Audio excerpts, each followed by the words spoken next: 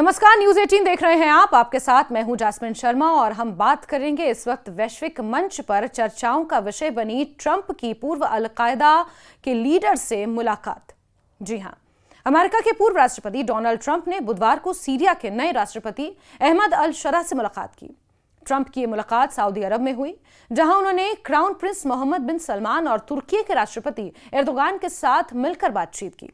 इसके बाद ट्रंप ने सीरिया पर लगे 13 साल पुराने प्रतिबंध हटाने का ऐलान कर दिया। साथ ही कहा कि हमें उम्मीद है कि सीरिया की नई सरकार देश में स्थिरता और शांति लाएगी। आपको बता दें कि ये वही अल-शरा हैं जो पहले अमेरिका के कब्जे में थे और अल-कायदा से जुड़े हुए थे। उनकी सरकार ने हाल ही में दमिश्क पर कब्जा कर असद परिवार के 54 साल पुराने शासन का अंत कर दिया।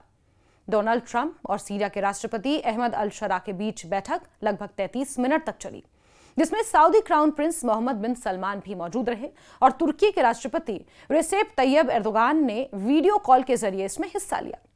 बैठक के बाद ट्रंप ने यह बताया कि उन्हें अल-शरा से मिलने के लिए सऊदी और तुर्की नेताओं ने प्रेरित किया। साथ ही इस बैठक के बाद ट्रंप ने ऐलान किया कि सीरिया पर साल 2011 से लगे आर्थिक प्रतिबंध हटा लिए जाएंगे। उन्होंने ये भी कहा कि सीरिया में अब एक नई सरकार है जो देश में शांति और स्थिरता ला सकती है, और यही हम देखना चाहते हैं। अब आपको ये बताते हैं कि सीरिया पर प्रतिबंध आखिर क्यों लगे थे। दरअसल सीरिया पर लगे प्रतिबंध उस समय के राष्ट्रपति बशर अल असद के शासन के दौरान लगाए गए थे, ताकि उनकी सरकार की अर्थव्यवस्था पर दबाव बनाया जा सके। असद को दिसंबर में सत्ता से हटा दिया गया था। बाइडेन और ट्रंप दोनों सरकारों ने असद के हटने के बाद भी प्रतिबंध जारी रखे थे, क्योंकि वो अल-शरा की मंशा को परखना चाहते थे। ट्रंप का अल-शरा से मिलना आखिर खास क्यों है, इसे भी समझते हैं। अब आगे आपको यह समझाते हैं कि ट्रंप का अल-शरा, जो कि एक पूर्व अल-कायदा प्रमुख रह चुका है, से मिलना चर्चा का विषय आखिर क्यों बना हुआ है और क्यों अंतर्राष्ट्रीय मंच पर इसको लेकर चर्चा इतनी तेज है। सवाल यह उठ रहा है कि ट्रंप का सीरिया और उसके जिहादी से राष्ट्रपति बने व्यक्ति को गले लगाना मध्य पूर्व को हिला सकता है। देखा जाए तो सऊदी अरब में अल-शरा से अमेरिकी राष्ट्रपति डोनाल्ड ट्रंप की मुलाकात कूटनीतिक और राजनीतिक तौर पर बड़ा घटनाक्रम मानी जा रही है। कारण है कि यह पहली बार है जब अमेरिका के किसी राष्ट्रपति ने ऐसे व्यक्ति से बातचीत और मुलाकात की है जो कभी आतंकवादी संगठनों का बड़ा हिस्सा रहा हो। गौरतलब है कि सीरिया के नए राष्ट्रपति अल-शरा पहले अबू मोहम्मद अल गोलानी के नाम से जाने जाते थे और सबसे खूंखार आतंकवादियों की सूची में नंबर 1 पर थे। अमेरिकी सेना के खिलाफ इराक में वो लड़ चुके हैं। अमेरिका ने उन पर $10 मिलियन का इनाम भी घोषित कर रखा था। बाद में उन्होंने नुसरा फ्रंट नामक संगठन बनाया, जिसे बाद में हयात तहरीर अल शाम में बदल दिया गया और अल-कायदा से नाता तोड़ लिया गया।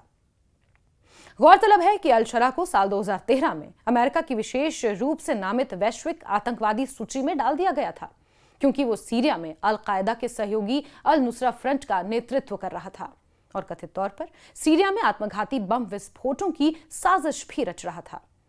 साल 2017 में जबात फतह अल शाम ने अपना नाम बदलकर हयात तहरीर अल शाम कर लिया और इसे राजनीतिक संगठन का रूप देने की कोशिश की, जिसका मकसद सीरिया से असद सरकार को हटाकर वहां इस्लामी खलीफा राज स्थापित करना था। कई वर्षों की हिंसा के बाद दिसंबर 2024 में बशर अल असद की हार हुई और असद सीरिया छोड़कर फरार हो गया। रूस भी असद सरकार की मदद के लिए नहीं आ सका, क्योंकि वो यूक्रेन युद्ध में उलझा हुआ था। बशर अल असद सरकार को सत्ता से हटाने के बाद हयात तहरीर अल शाम प्रमुख अहमद अल-शरा ने खुद को सीरिया का अंतरिम राष्ट्रपति घोषित कर लिया। और अब ट्रंप की अल-शरा से यह मुलाकात कई सवाल खड़े कर रही है।